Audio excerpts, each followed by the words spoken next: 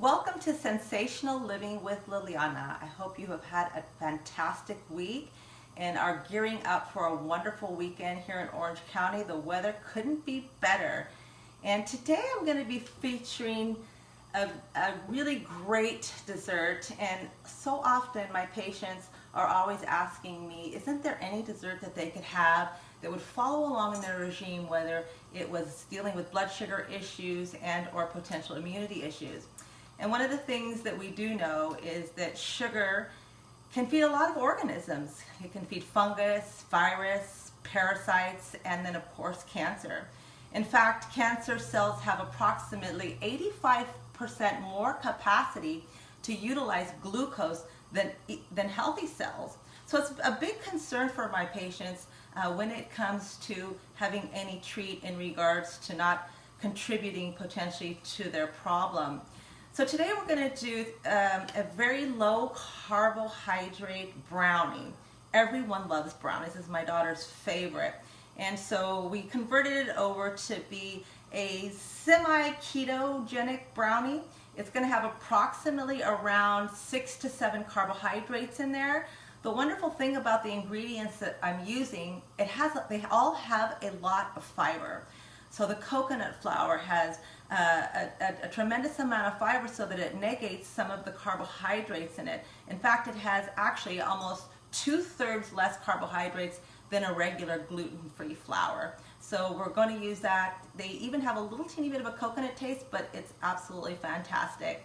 The cacao also is very high in fiber, and so which means that we can reduce the sugar as well. In fact, the cacao that I'm using is a wonderful superfood.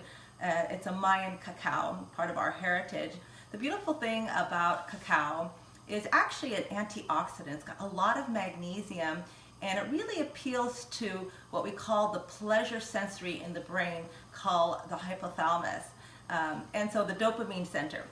So everyone loves chocolate, so hopefully you're going to really enjoy this recipe and your kids aren't going to notice that we're going to use an alcohol sugar. Now, one of my favorite alcohol sugars is called Swerve, and it's Erythritol. Now, I like it because it's not as bitter often as xylitol will be, or xylitol sometimes has got that little chemical taste, very, very sweet, and also stevia can have that little bitterness. I like using monk fruit, Lakanto monk fruit, which is really awesome. So actually you could do half Lakanto and you could do half Swerve if you would like to do that.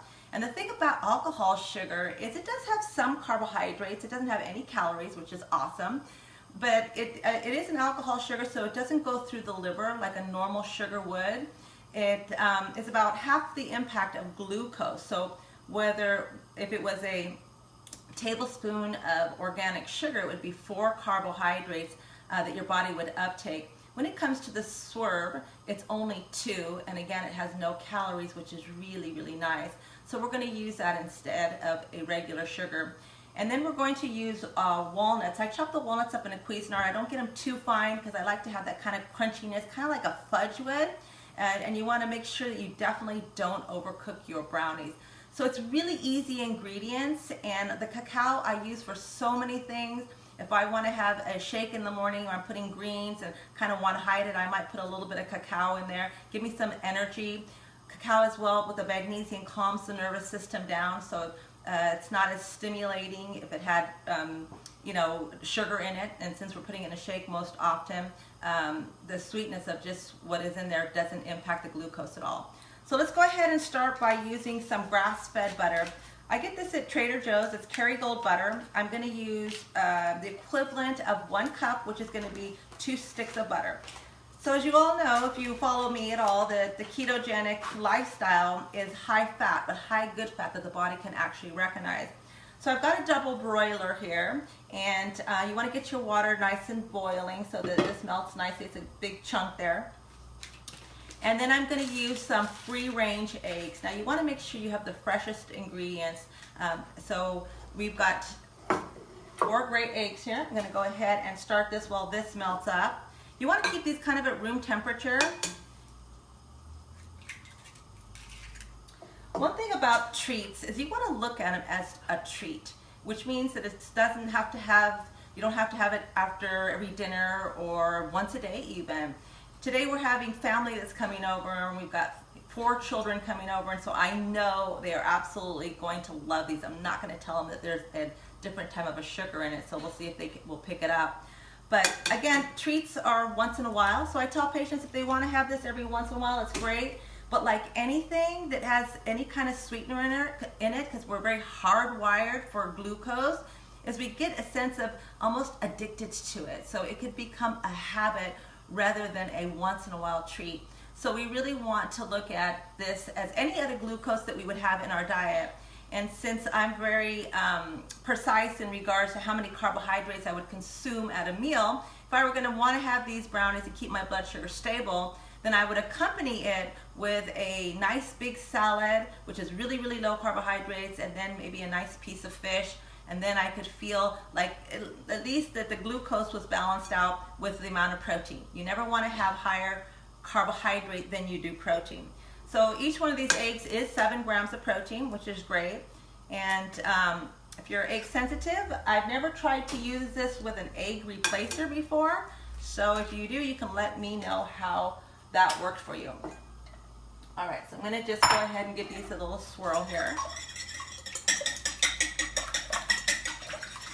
Now, again, you want to just make this kind of a lemony-ish kind of a look.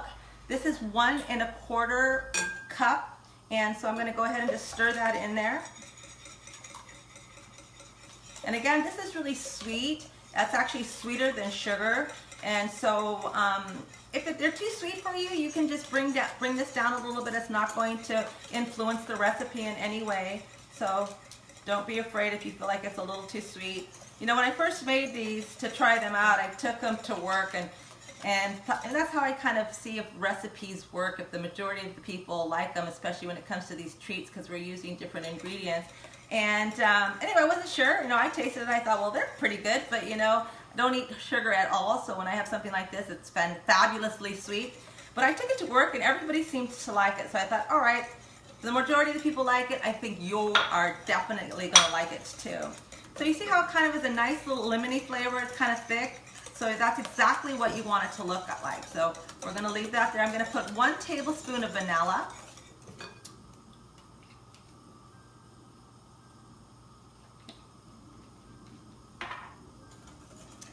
Let's have a look over here and see how my butter is doing. Now what's nice about this is it's pretty easy, which is really great. You don't have to spend a whole lot of time. I was thinking about what I could do for dessert today, and I thought, well, I could make a strawberry mousse, and there's a lot of components to that, so I thought this would be nice and easy. And it was one of the little girls' birthdays who was coming over for dinner yesterday, so I thought this would be kind of a good replacement for a little mini cake for her. This is exactly 3/4 cups of cacao. It's organic. You can get it, Nativa makes it. You can get it at the health food store. You probably wouldn't find this at your typical grocery store. Just gonna go ahead and pour the whole thing in there. A little teeny bit of sugar left over. I'm just gonna go ahead and put that in. Let's get this thing melted. Now you wanna make sure that this cools down. So I'm just gonna go ahead and take it off of the boiling water right now. And I'm going to just go ahead and stir this so that it becomes cooler faster.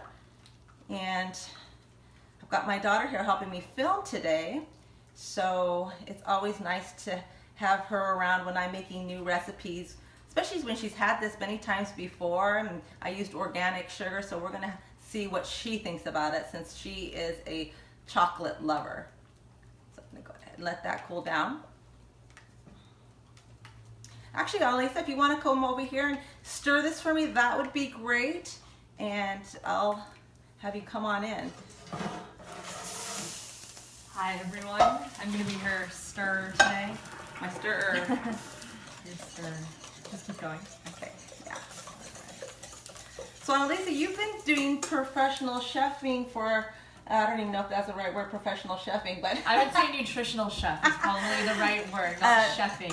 Nutritional chefing, okay. I like making new words. For about a little over a year now. Yeah. And so it's been really great because it's been such a help for me, for my patients who don't have the energy, or even for my patients who are on special diets that want to lose weight, and they find it much easier when it's all prepared and ready to go. Yeah. So that's been pretty good. No, it's been great, and it's been so amazing to have her feed into my clients, so it's been really perfect. And it's kind of fun learning new recipes and being inspired, and not just by the things you've had in this house, but you've been sharing a lot of recipes with me. Yeah, it's nice to bounce back and kind of give her some inspiration. When she's been the one giving me inspiration my whole life, it's nice to kind of share it back with her now. Yeah. It's been fun for sure. That's why I tell you mothers, don't lose hope when your daughter or your son doesn't really seem like they're that much interested, but if they're a good eater and they love your food, they'll have this kind of almost like second sense to food. Yeah, it kind of just came on. Like I never in a million years thought I would end up doing this, and so to do it now, it kind of just is amazing how it just kind of was in me without even really knowing much about it. It was just passed down from her. Just kind of an organic. It was kind of just like a second nature to me, so that was great. It was just like I did with my mom. Yeah, exactly. It's like call up, after I moved out of the house, how do you make this? I still do that all the time. Trust me, I'm always calling her and trying to figure out exactly how to do it right. Exactly. So can you hand me that pan there, Annalise, and I'm going to go ahead and prepare that pan. All right. Do you want me to just keep stirring? Yeah, just keep stirring so it gets nice and cool. And so you just want to prepare your pan. I'm just going to go ahead and this is a 9x13 pan. And just give it some generous coating of coconut oil. I'm going to put 2 tablespoons. Now, on the recipe it says 3/4 cups of coconut oil. That will go into the recipe for the brownies, and you're going to need approximately 2 tablespoons of additional coconut flour so that you can go ahead and prepare your pan, okay? Let's try with that. I'm actually going to walk through this too because I am not a very good baker, so this is actually something I need to be learning also. Well, the thing about baking is that I was never a good baker either, but when I went gluten-free, there was nothing for me ever to have, and my sister Tangi was the baker actually. She made all the birthday cakes, she did all those things all the time, and so I thought, well, I can never really eat that now, and since I have a specialty diet and I don't want to be a burden to other people or make them feel bad when I go to their house, I took up the initiative to try my hand at baking, and I enjoyed it, and everyone loved it. And now you're the one that does all the baking. You brings everything to everyone else's house, so it worked out in your favor. Exactly. Now my sister says, I can take a break now. I don't have to do it anymore. How is that? Looks good? Yeah. All right. It's almost a little hot still? Yeah, a little bit more. Excuse me. Okay, we don't need this coconut flour anymore.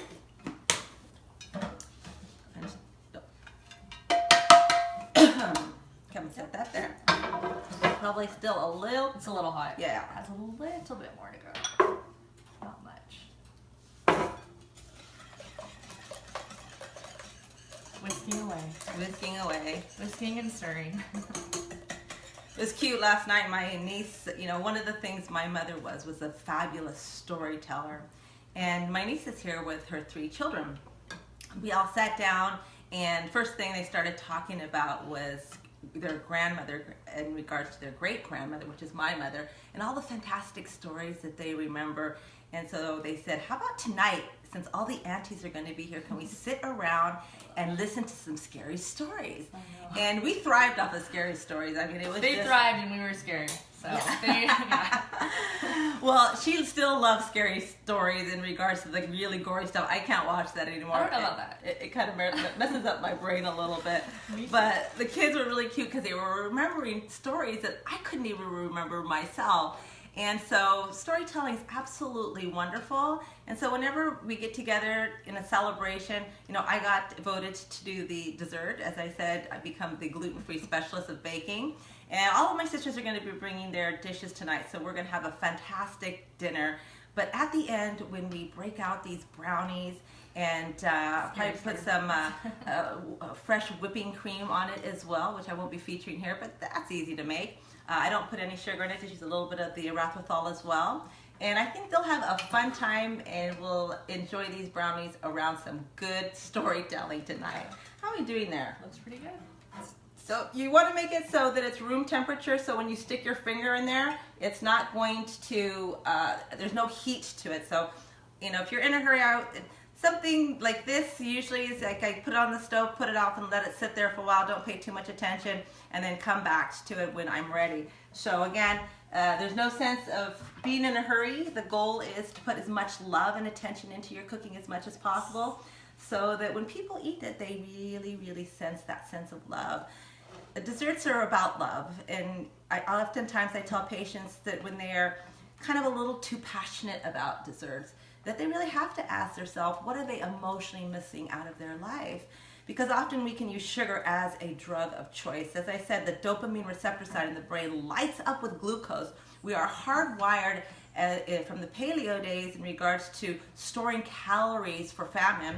And so since glucose is how our body stores it in fat cells, we're very hardwired to seek out sugars. But again, we are not meant to eat the 150 pounds of sugar that we eat a year.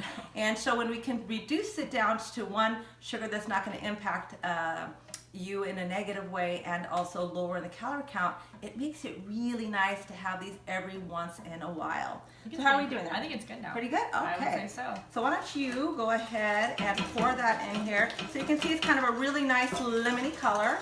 And I think you can use that little thing there to pour it. Okay, go ahead. Okay. And I am not a brownie maker, so I'm learning too. It's great. I think your patients will absolutely fall over on this one. I don't know if they could have too many of these, but well, you know, I mean, it's 7 carbohydrates, so most of our patients who are on a special diet. Or is it good? Let's see, we got a little bit more. On specialized diet, you usually get anywhere between, I'd say, 10 and 12 carbohydrates. So honestly, if they had a salad with this and some little bit of protein to balance it out, they actually could have one of these. Again, I would treat this, not have a glass of wine if I could have a brownie. It's a trade-off. Not have a carrot to have this. So again, we're always kind of saying how much glucose is in that, and then we measure it out. Okay, that's fantastic. So I'm gonna have you stir this, and then I'm going to go ahead and sift the flour in there. So this is coconut flour. Again, it's got a lot of fiber in it. It's really good. It's awesome, and it's just really, you know, I don't have, like I said, it tastes a little teeny bit of coconutty, but I absolutely love the taste of coconut. So it gives it a good taste. It's like a very light coconut. Can you smell the coconut? Yeah, it smells really good. Awesome. So get all that in there, and don't overdo the flour because you want it kind of really moist. You don't want it so much cake-like. So that's perfect. Okay, that's good. We don't need to overfold. We definitely don't want to overmix. Let's go ahead and put in 3/4 cups of chopped walnuts. I didn't chop them up too fine. They're better like this. Because I like that fudgy kind of taste, so it's really awesome. All right. Pretty perfect. Okay, let's go ahead and pour it in there. And I will use a little scraper. Okay. Ready? Don't make a mess. Oh, well, we got to make a mess. Yeah. Being a good chef, you're always going to be slightly messy. And she's very messy. I know. She's a lot messier than I am. Yes, I taught you much, or actually, I think you learned that on your own. I'm gonna reach over here. Go ahead. Okay. Yeah, I don't think that's from you. Nah, I don't think so. I learned how to do cooking and cleaning at the same time. It was not from you. I know. My husband says, you have to use absolutely every single spoon in the kitchen. I think you do too. Okay, there you go. Okay, let's put that over there. All right, there. Okay. Okay, let's just spread this out nicely. Do you want to put this one up here? Yeah. Perfect. So this is going to take only 20 to 25 minutes. And honestly, put your stopwatch on, put your timer on, because you do not want to overcook these. So I would check them in 20 minutes. And if in 20 minutes, once you stick your wooden dowel in there. Maybe undercook them a little bit. Yeah, sometimes undercooking is really nice. I like brownies fudgier, so undercooking, it sounds a little bit better too. Exactly. So at the 20-minute mark, I would stick your little wooden dowel in there, and if it comes out relatively clean, I think we are good to go. Okay, so there we go. We've got it. It's ready to rock and roll. I'm going to go ahead and pop it in the oven. Again, this is going to be a short and sweet video, and you're really going to enjoy this. It didn't take much time at all. Lisa, I'm going to have you go ahead and put that in the oven. And I'm going to show you the finished product now. And so I think you'll see that it's absolutely looks like a brownie, and Annalisa's going to taste it to see if she thinks that it meets up to the standard of good, great brownies. Okay? Let's have a look at those wonderful things on top. It looks super good. Okay, awesome. So this is the finished product here. You're gonna get about 20 to 24 brownies out of that. This is great for Easter, to take to the beach. They're firm enough, they're not gonna fall apart. So I'm gonna give you one, and I'm gonna try one, and let's see how we go. I think we're gonna be really surprised. It's really good. It's really, really good. It tastes very fudgy and good. Isn't that great? I can't really even tell the difference. She can't tell the difference. They're So really that good? is awesome. So there you have it, a gluten-free, grain-free, wonderful brownie that you can have as a treat once in a while. It's wonderful. Really When you good. have occasions, honestly, the thing about this, it's like any other drug. When it's around your house, you're going to eat it. When I first made these the other day, I thought I would try them out when I took them to the clinic, and it was just like I couldn't wait for lunch to have one. I couldn't wait for the next day to have another one. You know where it is. You just keep going back. Exactly. Like, oh, can't help it. These are great though. We are hardwired for glucose, but we want to have the right kind of glucose in the right amount so we can maintain that vibrant sense of healthy thinking and also living. So I hope you've enjoyed this short video, and I know you're going to love these brownies, and have a great weekend, and I will see you soon. Don't forget to share it with your friends as well, and don't forget to subscribe to the channel, and you will get a little post that we are going live. Have a great weekend.